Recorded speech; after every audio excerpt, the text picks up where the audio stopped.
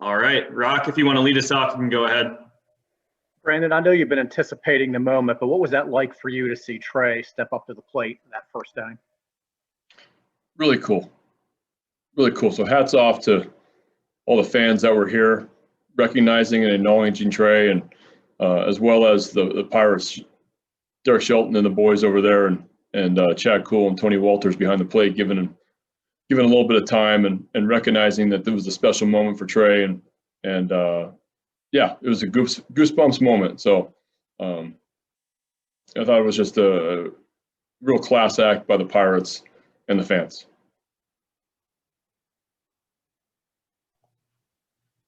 Other questions for Brandon? John Meoli, go ahead. Brandon, on the pitching side, it's early, but anyone stand out, good or bad to you today? Well, I thought Connor Green threw the ball exceptional, and Watkins there at the end too. So I thought the last two innings, our guys really pounded the strike zone. I thought we had a really tough time throwing strikes for the majority of the day. The majority of our pitchers, a lot of deep counts, had a couple rollover innings because we couldn't get through innings because of a pitch count. So that's disappointing. But I thought the two guys that threw the last couple innings did a nice job of working ahead, staying ahead, and getting early swings.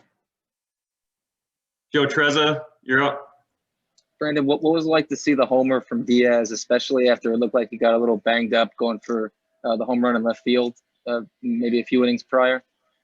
Yeah, well, Diaz has got big power, and just watch him take batting practice. He hits the ball hard to all fields, and I think that might have been, I don't know if it was a slider or two-seamer, but he got the barrel out in front and show what he can do to the baseball when he catches it out in front.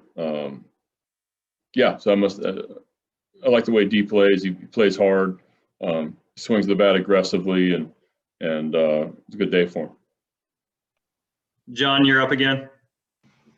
Brandon, I'm sure you're focused on the field, but to finally have fans, in the seats behind you, did it feel as you thought it would there?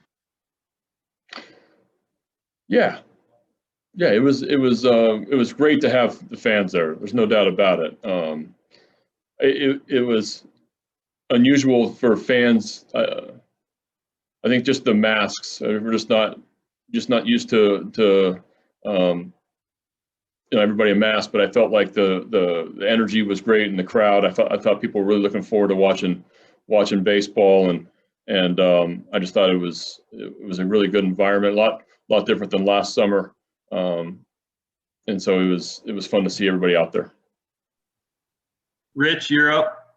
Hey, Brandon, after Lopez, who are some of the pitchers that you're planning on throwing tomorrow?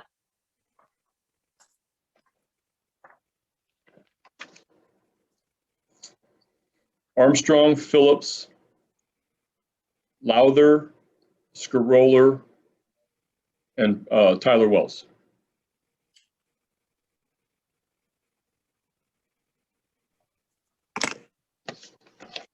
All right. Well, if there's no more questions, I'll wrap things up with Brandon. All right. Thanks for joining us, Brandon. We'll see everyone tomorrow. See you tomorrow. All right. Rock Kubako, you can lead us off. Hey, Bruce. What's the camp been like so far, having some of these veteran guys like Felix Hernandez and Matt Harvey in camp? They've obviously accomplished a lot in their careers. They've talked about wanting to help the younger pitchers. Yeah, it's been great, honestly. I remember growing up watching those guys pitch, especially Felix, and then, Matt Harvey in his earlier days with the Mets and whatnot. And yeah, it's been great. I haven't been in their groups all that much with the way it's structured for COVID with Group A and Group B pitchers. But when I have the opportunity to talk to them or hear conversations they may be having with other players that I can pick up things on, it's a constant learning process in spring training, and having those guys around is a definite benefit for guys like myself and the other guys that are newer and have less time. But there's always room for growth in this game. Everybody knows that. So whenever the opportunity is there, I try to pick something up from those guys for sure. Dan Connolly, you're up. Hey, Bruce, for you personally, how different is this year, this spring versus last spring? To be honest, it's not all that different in my mind. like coming into last year, I knew there was a lot slimmer chance, obviously, of breaking with the team. I think this year there's definitely more on the table, but in the same regard, I'm still trying to make the team, prove that I can be a valuable contributing member in the pitching staff, whether that may be in the, in the starting rotation or maybe as a swing guy to the pen. Basically, just finding whatever role I can be successful in and contribute to the team. So coming into this spring training was about was getting dialed in. I have a good relationship with Chris Holt from the previous 2 seasons. So having him as the pitching coach was, continually building on that relationship, as well as getting back with Holmes. I really liked working with him last season when I was up there. So basically just continuing to build the relationships that I've been cultivating down here, as well as, getting ready to throw in these games and to kind of earn that spot in this year's rotation or in the bullpen, whatever it may be. Rich Dubroff, you're up. Hey, Bruce, since you haven't had that much experience throwing in relief, is there any great difference in preparing for being a reliever as opposed to being a starter? I mean, I want to say there's a world of difference, obviously. Obviously, there's guys that have done it their entire career and guys that, have been starters. So there's definitely nuances. I will say that, when I was in the pen last year, those guys, I was able to pick their brain, while I wasn't pitching as much as possible. How do you get ready on a shortened time? Like, I'm used to a long warm up as a starter. So I had to figure out what I had to do in a shortened sense to get me ready to get off the mound right away. So things like that, how do you guys go about your throwing and recovery on a day-to-day basis when I'm not on a 5-day? I'm not going to probably be a back-to-back guy or anything like that. I would assume I would probably land more in that swingman role. But basically just figuring out what I need to do in each situation to be ready to go whenever my name gets called. Joe Trezza, you're up. Hey, Bruce, good morning. What was this offseason like for you? Specifically, what was it like for you as a hometown kid who debuted pretty late in the season, and then suddenly, you worked so hard to debut, and then you debut for your hometown team, and then 2 weeks later, the season's over. Did you go back home? And what was it like for you personally to be an Oriole in Baltimore? Yeah, I went back home right after the season. It's where I spend my off seasons right now. Yeah, it was very fast, and I wish I was up there for a little longer. But it was an amazing experience, and coming back home, it was definitely interesting. I mean, with COVID still going on, the city and, events and things like that were still very much limited or non-existent, unfortunately. But I mean, it was awesome. I still got to do, to work with lessons with kids and, talk to some of the local programs and things like that. And kind of be that face of one of the Maryland guys that had the opportunity and made it. And so it was definitely a lot of fun to go back and speak to those people and kind of start that whole, I guess, journey as, hopefully being up here for, a longer time, and how I will continue to enact with the Baltimore community moving forward, and hopefully being a face for them in the coming years. Mark Viviano, you're up. Morning, Bruce. What's next for you in terms of what you need to do, as you say, to be there, to be a big leaguer, stay there, and have a good career? What are you working on? What do you need? I think just building off of the limited success that I've had so far, and continue to show that. Hopefully, I mean, I would like to land as like a starting rotation spot. I mean, that's my goal. I've been a starter my whole career. I'm comfortable starting. I think my repertoire plays very well there, and I think I can contribute to the team there. But as far as what I need to do is just to continue building on the consistency of all 4 of my pitches, being able to attack both sides of the plate, righties and lefties, successfully, and just prove that I can get outs up here. I mean, it's a different ball game to a certain extent. Obviously in the big leagues, it's harder to stay here than it is to get here, as they always say. So basically just improving on the consistency of everything. I mean, there's always ways to get better. I need to develop a little bit more consistency with the curveball. But my other three pitches, especially my changeup and my slider, I felt I made a lot of progress on this offseason, being able to throw to both sides of the plate with that and attack both hitters. Obviously, keeping the walks down is huge for a starter. Not that I've had too much issue with that, but that's always on the table. And it's basically just, proving in spring training now and hopefully get a shot in the spring and going into the season that, I can play up here like I know I can, and I can get these guys out and, contribute to a winning ball club here in Baltimore. John Mioli, you're up. Hey, Bruce. Just wondering, how do you balance, you very limited, time to pitch in the big leagues. How do you balance learning everything you possibly can from that experience with putting too much stock into a couple of appearances at the end of a weird season? Like you said, you don't want to put too much stock into it because in the grand scheme of things, what's 9 innings on an entire career? It's nothing. But at the same time, that tiny sample size is everything to me. And as far as, I got there, I was meant to be there. I know I can pitch there. I know I can get, one of the better lineups in baseball out. All those little things was just it was more of honestly a cherry on top to just an extremely weird year. I felt the best spring training I've ever had in 2020. And then we all get sent home and then you don't know if we're going to come back. I get COVID. I had to deal with some other health things from that. So in reality, it was kind of just, more of a mentally satisfying thing to happen.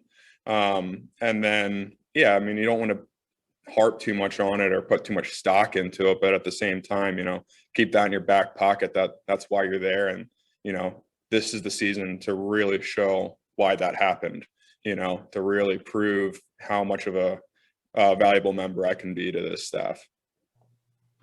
Follow up from Joe Trezza. Bruce, do you have any family coming to watch you pitch this spring in person? I know there were a lot of people who wanted to see your debut who couldn't get to Camden Yards because of COVID. As far as right now, I think my parents were going to come, but they had some things come up, so they won't be able to, unfortunately. But, luckily I'm there in Baltimore. So if all things go well, they won't have to wait too long to see me. My sister and her husband will be coming down to stay with some family, and they're going to come up for a game whenever I'll be pitching. And then potentially my brother and some cousins of mine that are all big baseball fans might be coming down. But hopefully, with the regulations on COVID and stuff somewhat relaxing, and hopefully if I pitch well, all that comes together and I'll kind of get like that second, debut in Baltimore and be able to have family and friends hopefully come out and see me pitch in Camden Yards. All right, Steve Molesky, if you want to lead us off, you can go ahead. Thomas, not seeing it, but listening to it on the Pirates radio broadcast. I mean, a struggle. Was it a struggle at the start? What was going on for you out there? Yeah, it was a little bit of battling myself with mechanics and obviously 2 walks in the first, and then getting deep into counts. Not what I really do and not what I want to do. So just one of those ones to kind of learn from and take it into my next one in my work. And but feels good to get out there, definitely. With the squad and just not the way you really want to start, but I'll definitely work to get better off of that. Rich Dubroff, you can go ahead. Thomas, there seem to be a lot of other guys who are in the same position you are. LeBlanc, Jorge Lopez, Zimmermann, trying to get a starter spot or a long relief. How would you assess the competition in camp this year? There's a lot of great pitchers in our camp. Tons of competition. Skip stresses competition. So obviously the organization wanted to bring guys in and to create that competitive edge between the staff. So everyone's been throwing great. Everyone's been looking like they're in shape. So it's a great group to be a part of, and everybody works their tails off. So it's exciting group to be with. John Mioli, you're up. Thomas, what was the feel in the dugout there as everyone was taking in Trey's at bat and the single he had? That was special. I was obviously caught up in what had just happened with myself and selfishly, and then I look up and I see everyone standing O for Trey, and of course I immediately started clapping my hands. So it's something that is super special to happen to a great human being, and I'm just excited to have him back there out there on the field, and something that he beat. So it's great to see him back in the lineup and obviously get knocked on his first at bat. Any other questions for Thomas? Rich, go ahead. Yeah, Thomas, for those of us who aren't, who aren't there, can you sort of describe what it looks like, what the atmosphere is, having, some fans in the stands and distant, and the same thing, in the dugout and the bullpen for you guys? Yeah, it's pretty similar to like what they do. They pan the NFL games, except for there's no cutouts. Obviously, this has been a pretty strict camp. They do a great job here as far as keeping us healthy and keeping our family members healthy. So just a lot of protocols to follow and to ensure everyone's safety. And dugouts are pretty standard empty because guys if you're not in the squad that day, you got to go. So just to keep everybody safe and limit the contact tracing. Joe Trezza, go ahead. Hey, Thomas, I apologize if this was asked before in some fashion, but what's your mindset this spring, just in terms of how many innings you guys are going to have to fill, and how many, like bulk inning different roles there might be or opportunities to pitch in that way on, after the shortened season in 2020? Yeah, I think there's a lot of different things getting thrown around right now as far as roles and limits and all this kind of stuff. But I think it's just one of those things where I got signed back here for a reason. That's to fill a job wherever they need me. So that's basically what my mindset is going into this, and just trying to be that puzzle piece wherever they need me, and I'll do that. So yeah, that's my mindset. All right, that wraps things up with Thomas. Thanks for joining us, Thomas. Thanks, guys. All right, John Mioli, if you want to lead us off, you can go ahead. Hey, Trey, can you describe just the emotions of leading up to today and then through that first at bat and the hit and kind of completing that step of your process here? Yeah, I had, all day just kind of been running through the last year and everything that me and Sarah and my family have been through. It's almost a year to the day. I think a couple of days off from when I was last in a game. So definitely was a moment where I felt like it kind of came full circle a little bit. And like I said, I thought more about everything that happened today than I have in a long time. I've mostly tried to, in a lot of ways, just move on and not think too much about last year. But, I ran through all the tough days that we had and I really tried to appreciate and cherish today, and I definitely did that. Dan Connolly, you're up. Trey, how much do you see this as another step on your journey to the comeback? Yeah, I see it as a really big step. John, to finish answering your question too, I forgot to talk about the first at bat, but it was amazing. I almost teared up a little bit. I'm not going to lie, when I was up there, and everybody gave me a standing ovation, and I saw the guys on the field clapping on the Pirates and in their dugout, and of course our team and all our fans, and it meant the world to me. So it was a really, really cool moment and one of my favorite moments of my baseball career. And I think it was a huge day for me personally, getting back in a game, and just another kind of milestone that I can check off here. Pete Gilbert, you're up. Hey, Trey, as far as the baseball part of it, getting in there, did it feel just like it used to, I guess? Yeah, it definitely did. I felt better at the plate than I expected for the most part. And for the most part, I feel like I had a good mindset up there and picked up where I left off. And, still some work to do in some places, but I'm really happy with how today went overall. I knew, of course, the first ball I get, is a double play ball. And I actually thought I made a good throw there, but Reynolds made a really good baseball play to get on the outside of the baseline, and he got his hand up as the ball was coming in. And it was a really good play on his part. But next time I'm going to make sure I get that throw a little bit more to my right. Kind of learned the hard way there. The next one I made sure to really clear in front of the base runner, so I had a good alley to throw. Rich Dubroff, you're up. Hey, Trey, you said you felt like you picked up where you left off, but it didn't feel to you as if you hadn't played in a full year. No, not at all. It really didn't.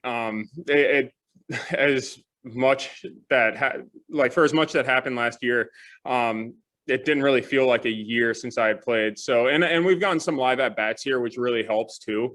Seeing some live pitching, that's the biggest name of the game. And whether it's been 6 months since I've seen live pitching like normal or a year, it's going to look a little fast and everything at first. So, it really doesn't feel much different than any other first game of spring training. In my opinion, like 6 months or a year since seeing live pitching, not too big of a difference, and you're always going to kind of have to get used to it. Allie Berube, you're up.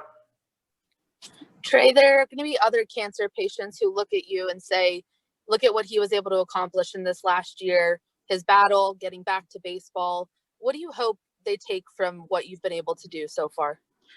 Yeah, I hope they know that there's light at the end of the tunnel. I know it's the worst news you can ever get when you get diagnosed with cancer, but there's a lot of people you're going to meet along the way and people in your life that help you get through those really tough times. I've said it a million times, but I wouldn't have gotten through the last year without Sarah, my family, all my doctors, my surgeon and oncologist at Hopkins, and all the nurses. Nobody was able to go to the treatments with me. So the nurses too really helped me get through those treatments, and they were amazing. So there's a lot of great people you're going to meet along the way that help you through it. And then, after you're done with treatments, you can go on and kind of, get back to your normal life. Steve Molesky, you're up. Trey, any player missing a full season for whatever the reason would have some challenges when he came back. What are you looking to get out of the games the next few weeks? What's important for you? Yeah, I just really want to feel ready for the season, and just like every other spring training. Never giving away a pitcher at bat and is extremely important. And when I'm up at the plate, I try to keep the same mindset every time and really just zero in. These are at bats to get you better and get you ready for the season. And same with the reps in the field. So learning from your mistakes, seeing what works for you is extremely important. And, you got to build on that every game. Joe Trezza, you're up. Trey, besides Sarah, was anybody else here for you today? Yeah, my parents drove down from Winter Haven, and my aunt, uncle, and cousins who also live in Winter Haven. They're practically like my immediate family too. I'm so close with them. They were able to come down to the game too. So it meant a lot having them here, because last year when I got diagnosed, they all obviously came down, and it was much better to be back here in Sarasota and in a much happier kind of way. All right. Well, that'll wrap things up with Trey. Thanks for joining us, Trey. All right. Thanks, guys. Thanks, Trey. Yep. No problem.